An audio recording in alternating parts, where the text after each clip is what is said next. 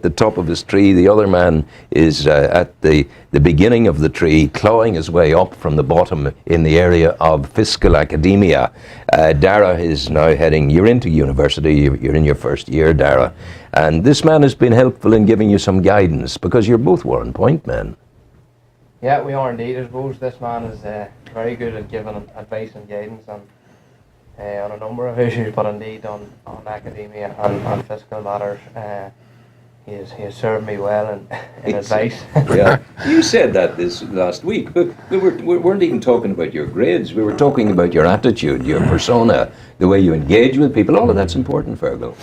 Yeah, I think it's very important. I have to first of all say I'm not at the top of my profession, and I have a long way to go. I'm learning to go. So I have to go. Wow! But if you're going higher, boy, you better get a spaceship. Yeah, in terms of, I think actually business is all about people. Life is all about people and how you respond to people. So, whilst there are many other ingredients that help us get where we want to be and where we've been lucky enough to achieve a few things, it's fair to say that it's the balance of people skills, technical skills, knowledge, and I think savvy that differentiates those who make it and those who don't. Used to be a phrase in journalism. There was a great cameraman years ago, Gabe O'Brien was his name, a tall, statuesque man, very strong man. Died early, unfortunately, but good boating man.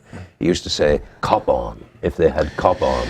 Yeah, what do you think of somebody like Daire, who's starting off in life and making a massive impression already? The facts are very simple. You know, if you meet Daire in the street, he has a word for you. He's aware of what's happening. He keeps himself totally abreast of current affairs, and he's also a young man who enjoys, I'm sure, the life as a young person, and you know, you can do all that. But you know, I think any of us that puts ourselves into narrow blocks or narrow silos, it is not good. I think for an accountant to look purely at figures is not good. For a doctor, to be honest with you, to look purely at textbooks is not good. So I think that, you know, there's always there's a combination of generality that you need. We all need to broaden our knowledge and our horizons. Which university did you go to? I'm currently at Queen's. Queen's, and what are you studying? Accountancy. First year accountancy. First impressions in your first year at Queen's. You have, what expectations did you have in going, and then what was the reality when you arrived? Well, I suppose obviously coming from secondary school, St Mark's and Warren Point, and leading on to then Queen's is there's always going to be transition between school and university, and indeed the lifestyle of both are different in terms of class times and different things. But I suppose, you know, up there living on your own is gives you another great deal of independence, and I suppose time management is a very important thing at university, because it's a very important thing all through your life, isn't it, Daire? I suppose the structure of, for example, classes and things like that aren't the same as the school environment. So really it's time management and attitude towards your own learning, which is very important. Okay, what form is the course taking so far? Are you sitting in a lecture hall being talked at, and then you go away with your notes and you study, and you come back the next day and get talked at again? No, well, definitely in my current experience of Queen's, it's not necessarily all being talked at.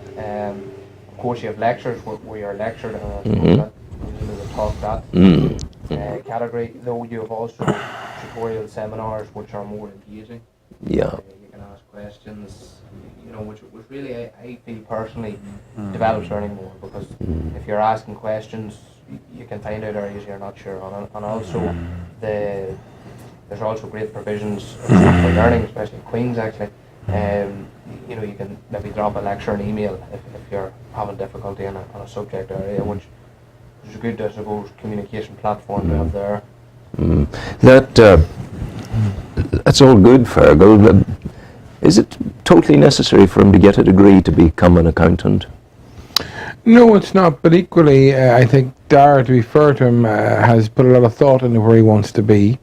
And I think there's a niche area he wants to get into, which I remember, right, is the whole area of management, accountancy and industry and cost and management. And he's taken a judgment that to do that, he's better doing the course he's doing. And I think he's right, because he had actually thought out where he wants to be in 3-5 years. But I am a strong advocate of those, for example, who want to become a chartered accountant. that in certain instances it makes sense to go direct into the practice. Serve your apprenticeship. And to serve your apprenticeship, and you'll be qualified a year earlier. And don't get me wrong, one has to weigh up all the factors. You know, university life is a life experience, but one can recreate that experience if one is astute enough living at home in your own area. But you know, I don't think it's black and white, and I think it would be unfair to put it into that type of position. But I think each case needs to be looked at.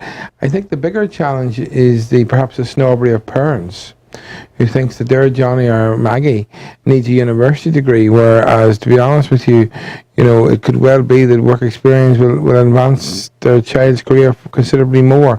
But there seems to be this social talk that they want to say, my Maggie or my Harry or my Johnny, oh, he's doing such a university. I've never bought into that. No. It's people living their lives through others, and even if it is parent living life through child, wanting the pride and wanting the boastfulness and all the rest of it, they mean well. I find a lot of that in the Republic of Ireland. My sailing friends over the years down at the yacht club in Carlingford, everyone was doing this, and John was doing his grinds, and this is happening. The whole of their lives were predicated upon the latest blink or sneeze of a child. Well, I think to be fair, again, we have to put balance in. You know, I went to university. I enjoyed university. I think university is a great place, so I'm not knocking university. But I did do the Abbey prize giving. I think about 15, 16 years ago. I think some people even stood up in the hall when I did it, because I said, I was honest at the time, that I looked around some of the people who I admired and some of my clients, and they hadn't gone to university, but they'd equally learned a university of life experience through different places. And so I think the key here is balance. You can get to where you want to be many different ways, and university is certainly one very good way. But equally, I think lifelong learning. I think of people who've decided what they want to do and continue to educate themselves in the evening is very important. What I think is the most important thing is the day any of us stop learning is a very dangerous day. So I think we must always be continuing to enhance our knowledge, to enhance our understanding, and I do believe that with a will and a desire and a vision, there are many different ways to finish up where you want to be. I think that you mentioned lifelong learning. I've said this to Brian before from the Institute, Brian Doran. You see, genetically, we're predisposed to our brain decreasing in its capacity to absorb as we grow older. At 70, am not as able to assimilate things as I was when I was 40. I'm slowed down. I think lifelong learning needs to take account of the reality of our physicality, our mental, the diminishing powers maybe, and any learning you do will actually help bolster those powers and take them forward. Again, it's balance. Well, again, it's not an area of expertise for myself, but what I would simply say is this, that personally, I have always, and actually I think Daire highlighted on there earlier, I think it is very beneficial to get yourself into constructive debate. I learn from debating. I enjoy going to hear people give talks, and talks that allow an interactive question and answer session afterwards. There'd rarely be a week that I don't go to some talk. A lot of it would not be to do with accountancy, but I find it fascinating. I find that I like a multidisciplinary environment. I like hearing other people's experiences and listening. And what I'd say to you is, if you don't mind me suggesting it to the point you make, I think if I look at most successful organizations, whether they be profit-making or non-profit making, or even an event you go to, those that mix the ages, those that balance the youth with the old, that balance the experience, are the most enjoyable and ultimately the most successful. So I think somebody at 75, they may not be learning textbooks, but they have a life experience which allows them to approach a thing from a different angle. So I think an organization or an entity is the better for having the mix of experience and youth. But equally, I feel it's important not to diminish the views of someone because they're young. Some of the most courageous people, and I've been people I have admired in terms of their ideas has been very young people. Youngsters invented the internet, for God's sake. Yeah, so my Straight out of view, my university. view on that is that the emphasis should be on talent, not age. I personally would ignore age. You also reach out. Like, I mean, you're sitting there today because this man said to me, "There's a great lad in Warren Point. You should be talking to him. Get him in." I said, "I know this guy." And in, but it's very important. You're looking down through the clouds and seeing the young people's excellence coming along, and you're rejoicing in that, and you're encouraging that, Feargal McCormack. But I think I think people that don't do that are foolish, because I mean, we as a society must encourage positivity. We must encourage people to use their skills and to bring their talents to the table. And if we're fortunate to be in the company of a young leader like Daire Carr, well then isn't that tremendous? Isn't that enlightening for you and me? Yeah, undoubtedly. I mean, and we're at different ages, I hope, of the age scale too, Rowan, but oh,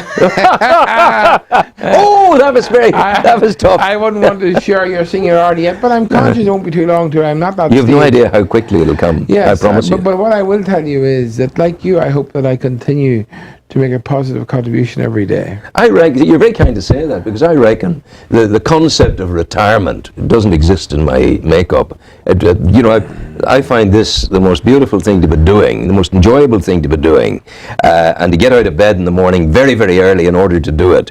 It makes life meaningful. Yeah, well, I think we touched on the last day. If you look at the economics, if for example, somebody's career, it's required they go to university, let's say 3 years, 4 years, and all of a sudden we say to those people, we think you're going to live to maybe 80, 85, but actually we want you to retire at 55 or 60. If you think that over, this is madness. We're not getting our return on the investment. So the reality is, I think psychologically, with people being given state early retirements and then coming back a week later to be employed, I mean, we can't afford this. This is madness. And it's actually having a massive disincentive on people in the private sector. So I think the bottom line is that we've got to change the culture.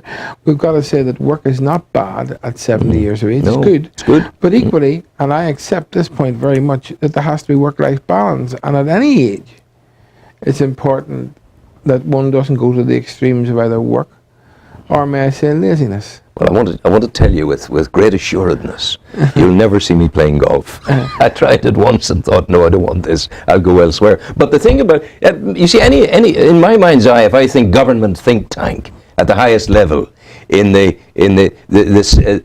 kind of leafy areas of the southeast of England, great mansions of red brick palaces where people of government come together to consider things. The only thing I guess in my mind's eye that they're considering up to now is the business of let them die at 70, because that's all the economy is able to handle. So nobody's particularly at governmental level interested in his living to 140, because it takes a whole new resculpting of our social approach to life and our economy.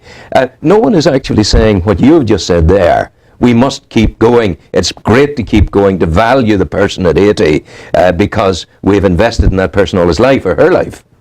Yeah, but we also have to realise, to do that, we're expecting the younger generation to carry a burden that is quite significant, and therefore we have to lessen the burden they have to carry by also producing output to our 70 or 80. Now, I slightly disagree with you, because I think in terms of the London stuff, I think we all have a habit of letting somebody else take the decision, or passing the buck on, or blaming somebody else. I believe that the real effective organisations are those that appreciate that decision making and influence must come at both levels. It first of all must be real people driven, so it must come from the bottom up. So the bottom up, but it must also come from direction from the top down.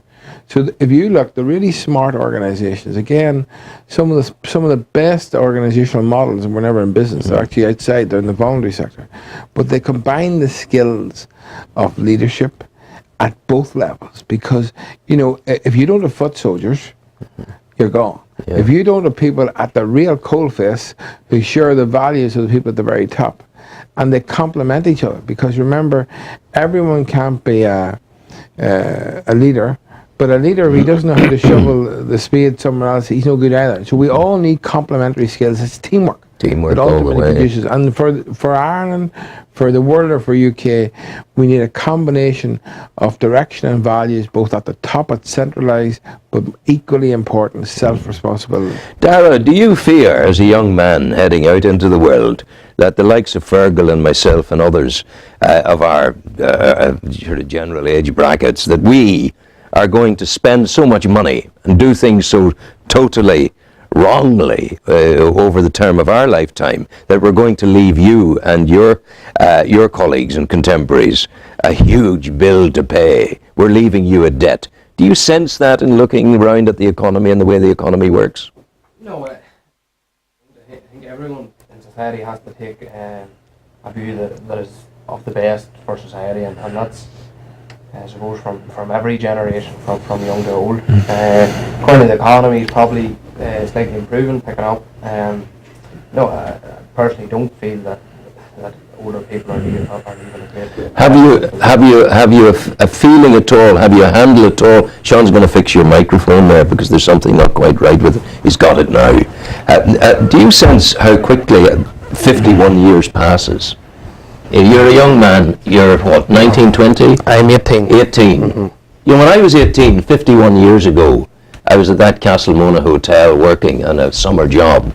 And I can remember it as though it were yesterday. And here it is. It's a letter that was sent to Brian Savage. He was there at that time as well. He was 18. I had just turned 19. And there were 1 penny stamps.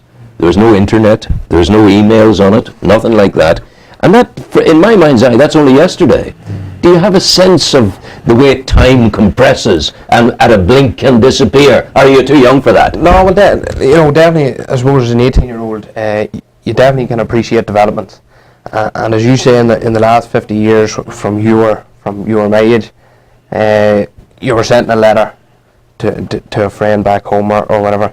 But like, if you take it, if you were over there now, I could have texted you this morning or emailed you, Facebook message or whatever. But it just shows you the developments that happened in the past 50 years. Yeah. Do you see that story, the 2 girls in Donegal who burnt in the house fire? Yes. And they were buried yesterday. Yeah. Most awful thing, it's the downside of Facebook. And it wouldn't have happened in my days in the BBC. The father of those girls, who lives in Derry, the father of those girls learnt of their deaths on Facebook. That's why somebody tweaked these people had died, and it was all in the public domain of Facebook. Whereas in the old days, we would not have ever released on the news a person's name who had died until the police told us we have talked to the family. It's a wee sort of drawback of the magnificence of the technology. Yeah, but I think that, to be realistic, we have to accept that we're an information age. But the most important thing is, if you get back to Daire's experience, whether you're doing it Skyping or whether you're texting or whatever, you're still communicating with people. It's people intersocializing with people. Yeah, you're a great bright people person, Feargal. Well, if you don't have people, you don't have the world. You don't know the world, yeah. The technology has to be created by people. It does. Unfortunately, some people forget that line again. I'm still a perfect. Give me the man or woman. The bank, when you go to the bank nowadays, there's a lovely girl or a person stands there and says to you, would you like to use the machine? It's like a turkey voting for Christmas. Because once you start using the machine, they're going to be sacked. You'll get no more people. There's a propensity for that. Perhaps that they may move up the value-added chain. They may be taking more significant decisions. They may be adding more. They may be taking your money and using it elsewhere. I wouldn't be so negative, Rowan. I think that basically it is very important that we don't stay static. So if technology tells us that we have to be doing a different type of role, and I hate to take the point you're taking, but, because I hate the phone message. I have to be upfront and tell you the truth. I hate the phone message when I ring in. It's the one area I haven't bought into. I do not like somebody telling me option 1, 2, 3, 4, 5. I just hate it. You're making assumptions right from the beginning of it that you're not going to get anywhere with this. Yeah. You want people all the time. What way's the economy been this week? Well, there are promising signs this morning. The British Chambers have just produced a report this morning which says the British economy is continuing to grow. Retail, I think we had a bit of luck last week. We forecast right. I think we said last Tuesday that we thought that maybe was footfall, but the purchases weren't going through, and that there was a perception that retail was down a few percent before Christmas and actually only picked up after Christmas on the sales. And if you think about it, if you're selling something at £100 before Christmas and you're selling it at say £60 after Christmas, and the profit margin is 40%, you're making no profit. Wow. So in reality, I think you're seeing a lot of the retail sectors are going after cash flow now to get their money back in. But the Barrett is gone, I see yesterday, and so Rushmere is up. My goodness, the best in the kingdom. Up 4%. Yeah. It's an interesting one, that actually, if you think about it. Again, I mean, I think you have to obviously look at how these stats are pulled up, but if you stand back and think about it, it's a particular area that probably people are going into Belfast, and people now, for whatever reason, came out of Belfast. And these wee small confidence things are important. And but Thank you, loyal orders. I think there is also the issue that we obviously had George Osborne proposing a further 25 billion austerity measure in the UK, saying that we're currently spending so much more than we're earning. It's your mantra. You know, you can't you can't spend it if you don't earn it. Yeah, but I also hold the mantra that if you don't spend money, you don't make money. So it's that balance. And then in the south of Ireland, I think we are seeing a little bit of pickup, without doubt, in the construction industry. There is a demand for housing again. In Dublin, the hotel sector is doing well, tourism doing very well, and I think that all in all, I believe that there will be new opportunities for us going forward over the next 12 months. I think the challenge will be for you and me, and for everyone, to accept that our real incomes will fall, because actually they should never be to where they were before unless we do a level of output far exceeding what we did before. Because if you think about this, the reality is we were earning too much for what we were doing, and we will not remain competitive in a global world economy if we don't accept that we're going to have to take less money. So we're going to have to cut the cloth a bit. And it's also a question of where the money comes from. To come back to your favourite adage, you say, we need to export. We need to get off the public funding bandwagon. We have to get into wealth creation, and I just hope that in 20 years' time, whenever somebody's sitting in this studio, they're not saying the same thing, because the one sadness is that we haven't bought into that. And I was listening to radio come in this morning, the easiest thing in the world is to do the popular thing, the short-term popular thing. But if we look at all the great decision makers over time, they were able to convince their people of the medium to long-term benefit. And I think we all have to accept that. That's the key. Daire, a lot of your confrères, a lot of your colleagues are emigrating. Is that a great awfulness, a great spectre in your vision of the future? Would you hate to be emigrating? Do you need to stay in Ireland as far as you're concerned, or would you welcome the opportunity to travel with open arms? Well, I think Rowan, the important thing there is there's a balance. Obviously, people do emigrate. Individually, they have a meaning or a want to do so. It may be because of employment, but a lot of people I know now personally emigrating at the minute are going to experience new cultures, new countries, all the rest of it, which is a positive thing, which is a good thing personally. In terms of economics, some people are going for employment and needs must. They had to go. It's a lovely expression, needs must. So I suppose there's two different ways of looking at it. But how's your own business in Warren Point? Your fruit and vegetable. You're an expert in cabbage and brassicas and carrots and beans and all kinds of things. An expert definitely is an exaggeration. I've seen you wheel this stuff up the street for Philip. A part-time job in Warren Point, and. No, it's good, and I think that it was touched on earlier is an important point, because lifelong learning. University education's good, but as Feargal would say, people and interaction with all ages is very important part. It's no good if you have all these academic qualifications but can't talk to somebody. Oh yeah, it's huge. It's huge. Just out of curiosity, let me ask you that: have you seen trends over the last couple of years? I mean. You're really at the pulse, you're the coalface there, retailer, you're the coalface of saying, I mean, do you think there has been trends in the last couple of years? Has there been, do you think, are people shopping more often but purchasing less on an individual basis, or are people buying large for the week? Is there any change in those trends? I suppose I started working there when I was 11. Wow. And it was pretty young then, maybe slave labour or something, but I suppose back then I wasn't too aware of economics or really paying any attention to things like that.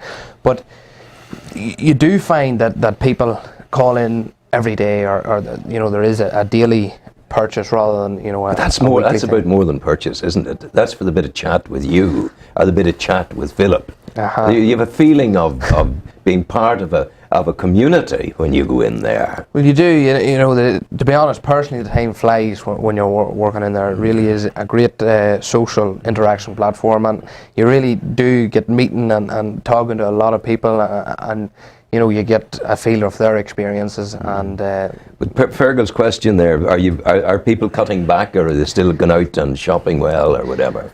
Well, I suppose you can cut costs in living expenditure on clothes, and you can not do with that holiday or whatever. But I suppose in the industry that I would be associated with, you need to eat. Yeah. And I suppose, given the recent, I suppose lately, the amount of publicity of healthy eating and stuff like that, I suppose a fruit and vegetable shop isn't too bad. People are starting to go more cooking and stuff. I encourage you in the notion that you eat to live. You don't live to eat. As he looks at me, but I didn't look at you. I appreciate your thoughtfulness, Mr. Han. But may I say, I share your views, but I don't have the discipline to implement them. You're doing something. You're doing something right, because you're kind of tighter and you're looking fitter. I've seen you in a long time. My sweet Have you anything else to say? No, I think except to say that at the start of a new year, obviously, our batteries are all recharged. Hopefully, over Christmas we had a good time with the family, etc. And I think you normally come back in January with ideas, and I wish everybody the opportunity to turn those ideas into reality. But I think we're in a better place, and with a wee bit of luck, we'll continue to ensure that living in the greater Newry area and residing and working in it, that there's an exciting future for us and for future generations. God bless you. Go well. Thank you very much indeed. Daire, go Thanks, well. Rowan. Take care and good luck to you. Music, maestro, please. Thank you very much, folks.